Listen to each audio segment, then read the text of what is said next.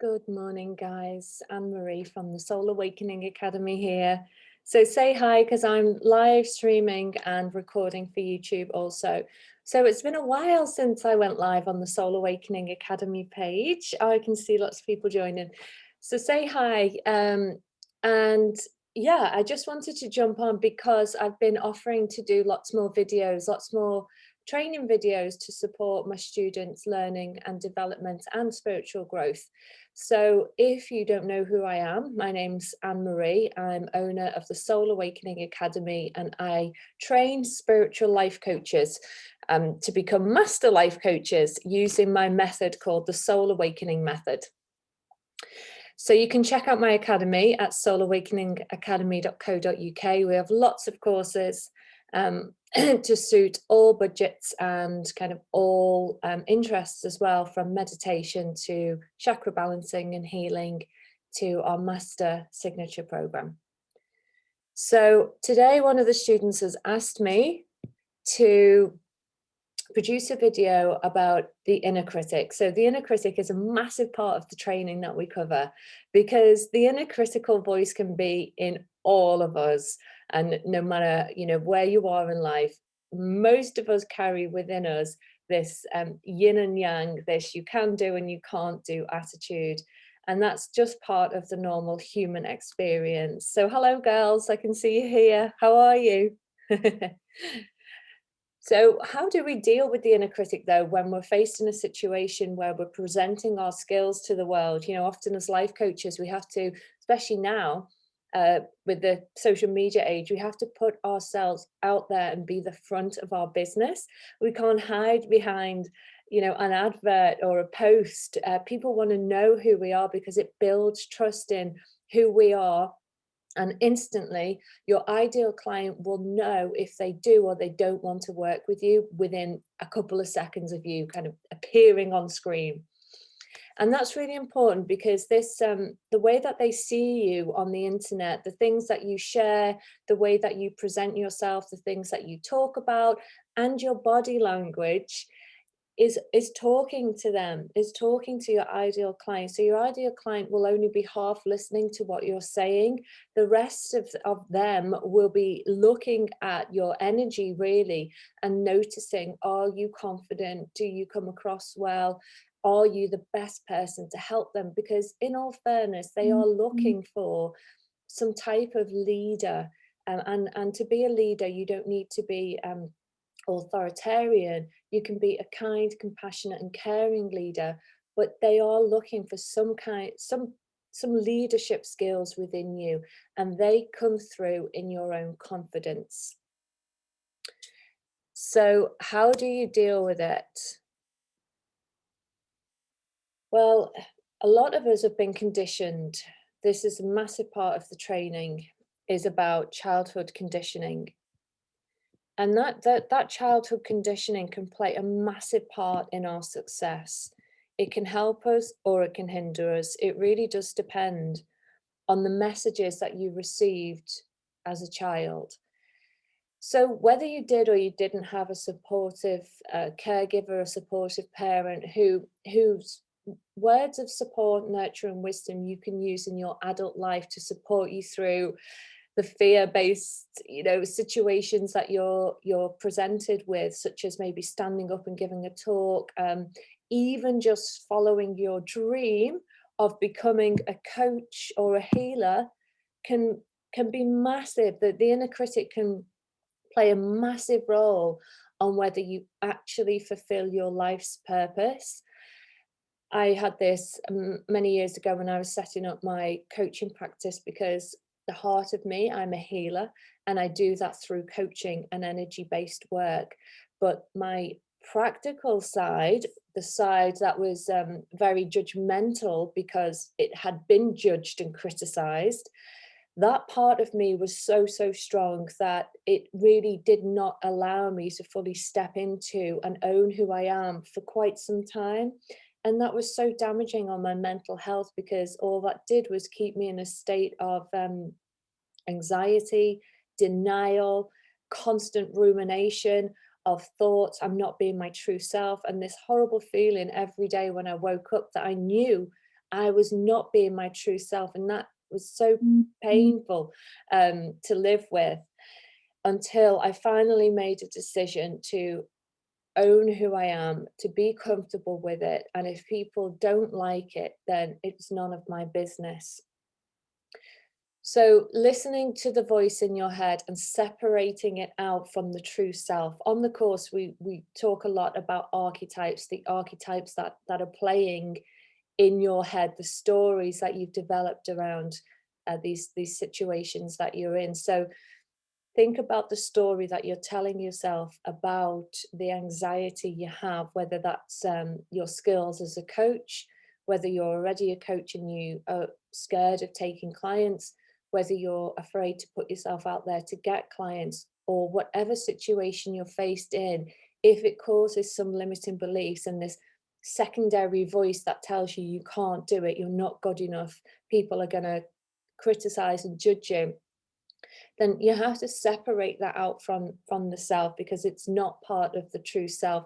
The true self is limitless, it's powerful, it's just energy based, and energy can't be destroyed, it can only be changed. So everything comes from your own mental state, and you are in total control of that, even though at times it feels like we're not. So we have two parts to our brains, the left and the right, and actually they're quite independent of each other. So your right brain thinking is the thinking that allows you to be creative, allows you maybe to be spontaneous. It allows you to open up and listen to your intuition, where the left brain thinking um, looks at numbers. It can do the maths, it can do the Pythagoras theory, it can tell us to not do something because actually the consequences are far too dangerous. So it's very logical based brain. So you've got this double-edged thing going on about your personality anyway. So it's a choice to make about which way do you want to go. Weigh up the pros and cons. That's always a safe thing to do. If you're about to cross a road, you kind of want to weigh up the pros and cons of the safety element, but then ultimately you have to move forward and you have to let yourself go and go forward in your life. So think about where this voice might have originated. So this is the root cause. So we're trying to get to the root cause. Whose voice is it in your head? Does it remind you of anyone? Is it a parent? Is it a grandparent? Is it a sibling? Is it a teacher? Is it somebody who had major influence in your life? Again, that doesn't have to be a negative experience with this person. You could have had the most wonderful grandma growing up, but grandma always wanted to wrap you up in cotton wool. Grandma always wanted to keep you safe. So grandma was always pointing out the dangers. Grandma never let you fall over. She was always keeping you safe. Those, what we might consider is somebody really taking care of our needs, can be very debilitating when it comes to our adult self wanting to take risks. And risks can lead to growth and evolution.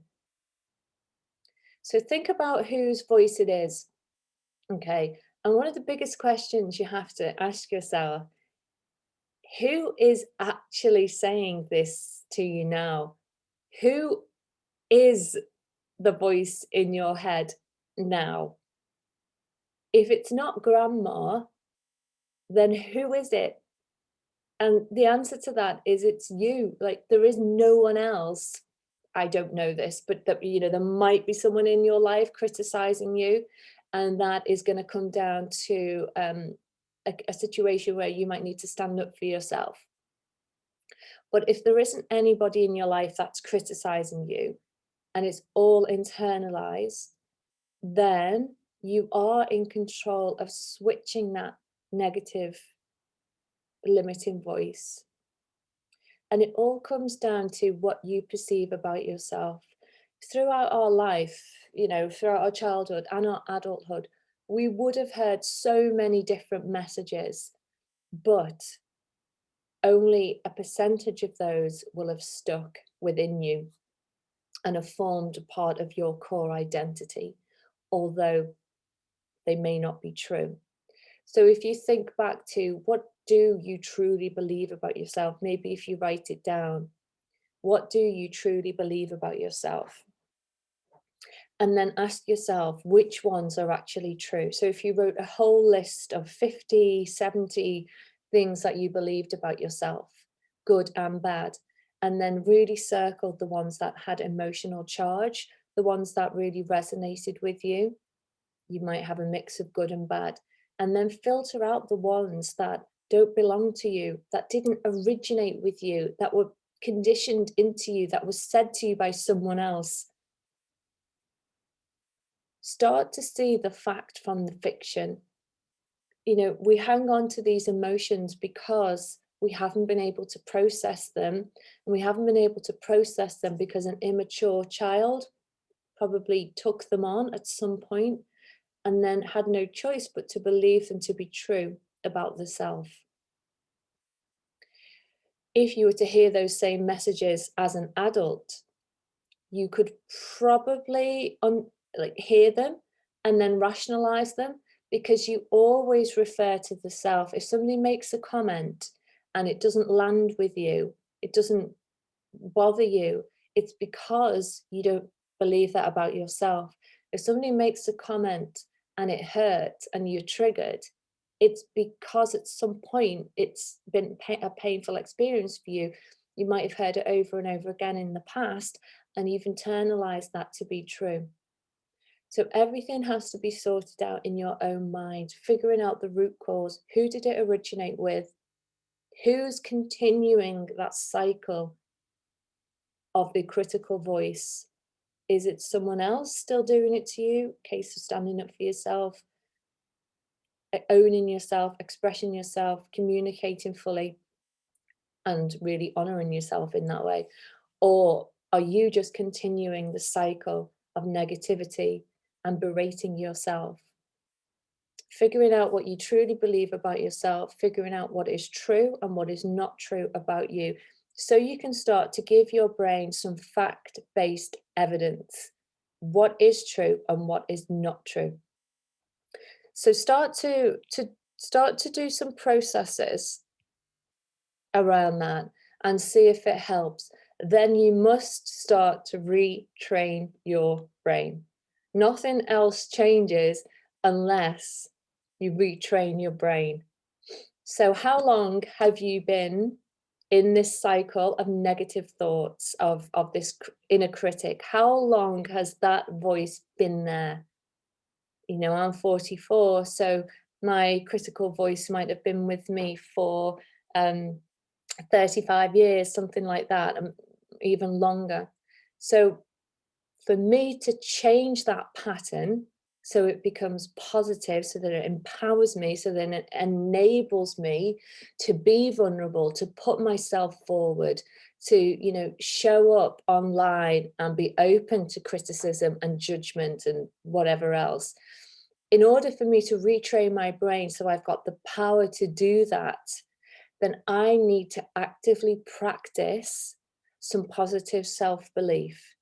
So it's no good just doing all this stuff and then thinking about it one day and then hoping the next day things have changed for you. They won't. It's practice, practice, practice. If you've been practicing a negative mindset for 30 odd years, then you have to really practice a positive mindset as often as you can, for as long as you can, until that becomes your normal way of thinking. And you won't go into this Pollyanna way of thinking, but you'll certainly recognize when the negativity comes back in to talk to you, and you can quickly switch it, because you know that way doesn't serve you anymore. So I hope this helped, guys. Any comments, any questions, leave your comments and I'll be back soon. If you'd like me to do any videos, post the topics you'd like me to cover and I'll do that for you. Take care for now.